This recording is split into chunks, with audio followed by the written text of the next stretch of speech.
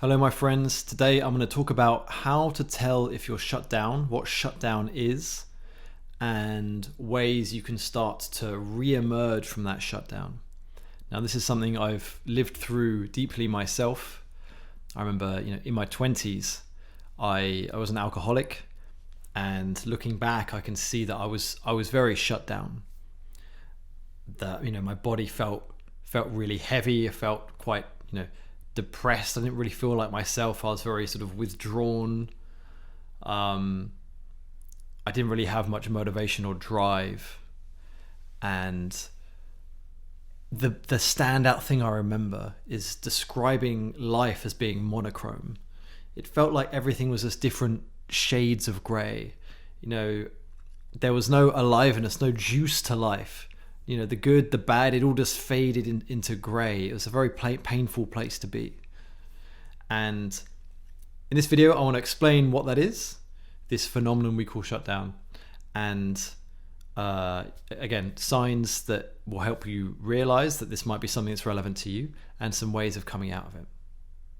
Because you can come out of it. I have done, and life is a much more vibrant and juicy place because of it. And by way of explanation, you can think of your nervous system as having two ends, as it were. On the one end is the sympathetic, which is sort of very active energy to try to keep you safe and help you survive. This is where anger is and where fear is, the famous fight or flight.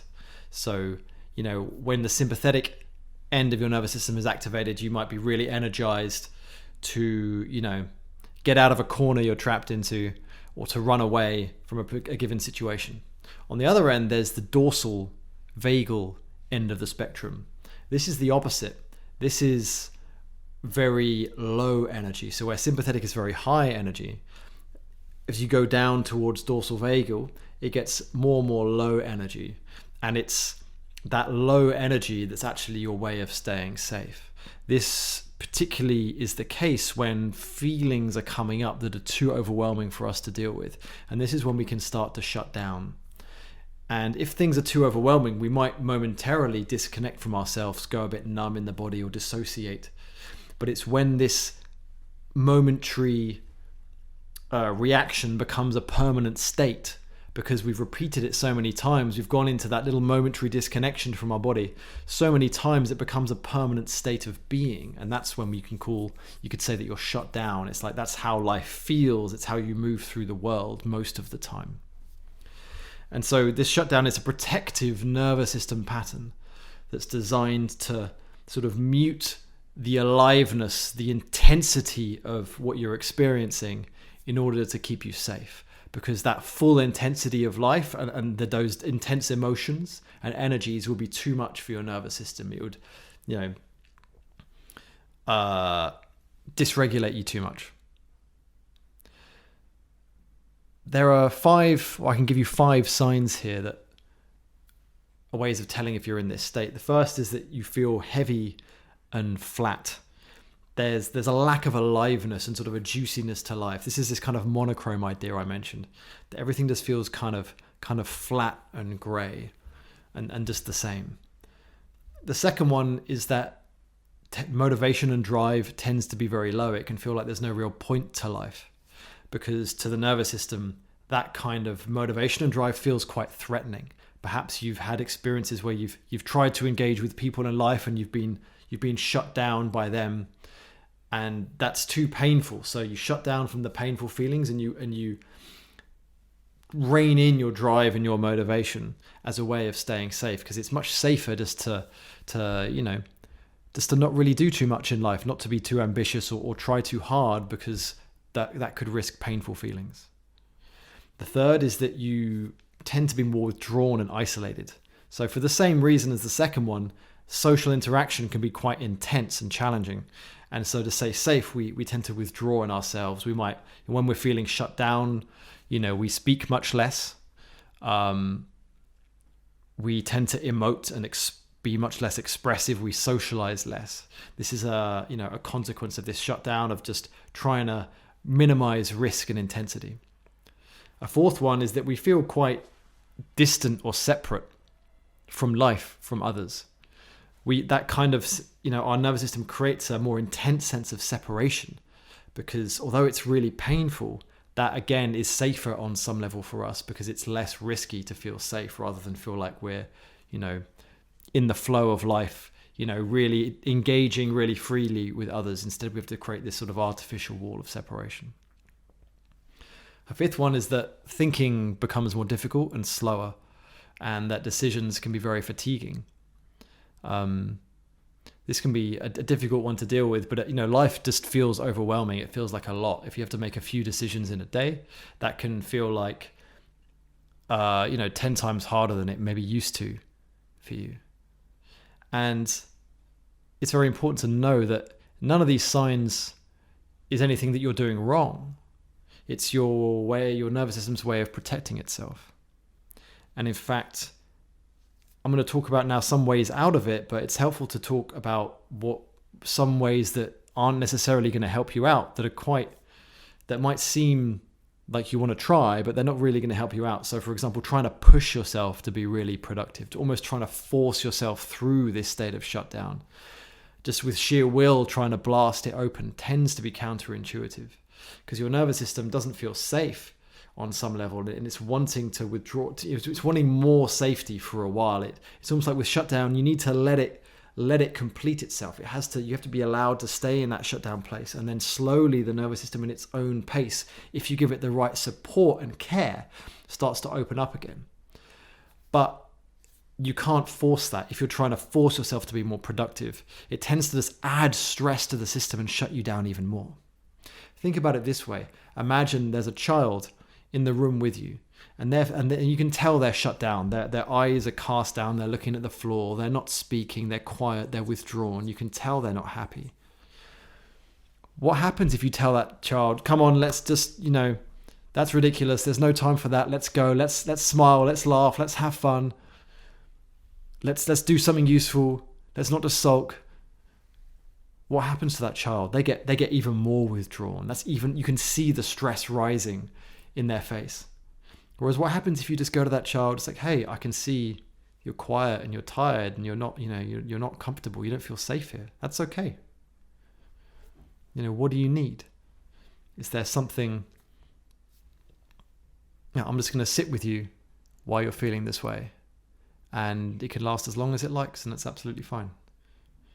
You can tell that the child immediately relaxes a little bit, right? Or at least doesn't get more intense. And that's the kind of the way you need to treat yourself as well. It's that real patience and acceptance and allowing. That's what helps the shutdown to move through and to open up, and for that aliveness to come back in. So 3 ways that I'm going to go through quickly, or 3 steps to bring back that aliveness. The first is safety. So that shutdown's come in because on some level, your experience has felt unsafe in the first place. And so it's really about learning to reconnect to your body, to the present moment, learning to be present again in a way that feels manageable, that's not too overwhelming. So I do have a video called, I think it's something like 5 ways to feel safe in your body. You could go check that out. That would be very relevant here. But here are some ideas. Weighted blankets is a great one. You can put on a weighted blanket and just notice how it feels. Feel the heaviness. And that heaviness, that weight tends to be really calming and supportive for the nervous system. It feels like it's being held. And we want nothing more than to be held. And just sit there with the blanket and just watch the changes in your nervous system. Another way is orienting. This is looking around your environment bit by bit, just noticing things that are of interest. It can be helpful to go through your senses one by one. So you might look at something on the wall that's interesting. I've got a piece of art in front of me. I can look at that. It's my favorite piece. And just really taking in the details and the colors and the patterns and noticing how it impacts me. It's like, oh no, I really like that piece of art. It feels good. Then you could go to touch. You could find something that feels nice, maybe just stroking your clothing. You could go to smell. Maybe you could put some incense on, and you get the idea. You go through the different senses. What can you hear? Can you hear birds outside? And by paying attention to just the specifics of what you're noticing, it helps you ground you in the present moment. Another great way is touch. So you can, if I lift my arm so you can see it, havening is one that I like. Just stroking in one direction down your arms, maybe breathing out through the mouth at the same time. That soft touch and the breathing just really helps signal safety to the nervous system. And I'll do these, for a couple of minutes each. You could do them, one or two of them back to back, and then just noticing before and after the difference in your body. The second one is tiny little mobilizations. So a good one is you can sway your hips and just rock them in circles gently, going round in one direction and then the other, and it's just going really slowly and paying attention to the sensations of the movement. And just going through that for a minute and a half maybe, and then resting for 20 seconds just to integrate afterwards is an example. Or you can sway in your chair just from side to side. It can help to just bring your hands maybe to your heart, just having a sigh, breathing slowly, and just noticing the gentle rocking. It's these gentle movements that signal to the body that you're safe. Because if you were safe, or rather, in situations where you feel unsafe, you would never rock or sway your hips in a circle. So doing these kind of convinces your body that you're in a safe position. Another good one is a wall press. So you can find a wall and just press your hands against it, and just press gently into the wall, feeling the solidity of your feet on the ground and the solidity of the wall in front of you. And again, that solidity and the pressure and just noticing a bit of the movement in the arms, that all grounds you in the present moment, takes you out of the sort of the loops of thoughts, and it gives the nervous system energy, that fight or flight, somewhere to go. So that's something I really recommend, those tiny mobilizations. There's many different exercises for that you can find. Almost anything. If you wanted to do a bit of just light yoga, a little bit of dancing, or just stand in the middle of the room and just move however your body feels like it. These are all great ways of doing things. And third, you slowly start to meet the actual sensations of the shutdown itself, or what's underneath. So maybe after you do the first two, you connect to the body a bit, you do some micro mobilizations. Then you can drop into the body and just start to befriend the feeling of shutdown. Let it be there. Let that feeling of heaviness be there and get curious about it. And you don't need to stay there too long. Stay there for maybe 30 seconds. If it feels okay, maybe a minute. And then come back to something that feels lighter. Maybe you go back to your weighted blanket. Maybe you're coming back to the piece of art on the wall or your feet on the ground. Something that feels stable and neutral. And then you can go back into the shutdown again after you've spent a minute with that more grounding, neutral space. Then just coming back into that feeling of heaviness. And again, just noticing it, befriending it. Sometimes you might even start to notice some of the emotions which are underneath the shutdown. Maybe there's a background feeling of dread or anger or sadness. And you just want to start to just nibble away at that feeling by just putting your attention on the edge of it.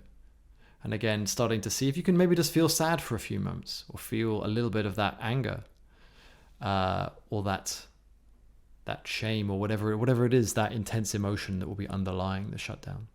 And again, you don't want to stay there for too long, but by dropping into it for a little period of time, then coming back to something that feels stable, grounded, and moving between the two, that's how you can build that capacity in the nervous system to be with that intense energy and emotion. The more you can learn to be with that, the less need there is for that shutdown, and the more aliveness and openness can start to come through. I'd warn against jumping into anything too heavy, like really intense breath work, some giant emotional catharsis, or something like that. That might be too much. I blast things open for a period of time, but it can either leave you very dysregulated, or the shutdown can come back even tighter, even heavier the next time. So if you have any questions, leave a comment below. or share your experiences. I do work with people one-on-one doing this kind of work, helping people to regulate the nervous system, feel their feelings, and step into more aliveness. So if that's of any interest, check out the links below, and I'll see you later. Bye.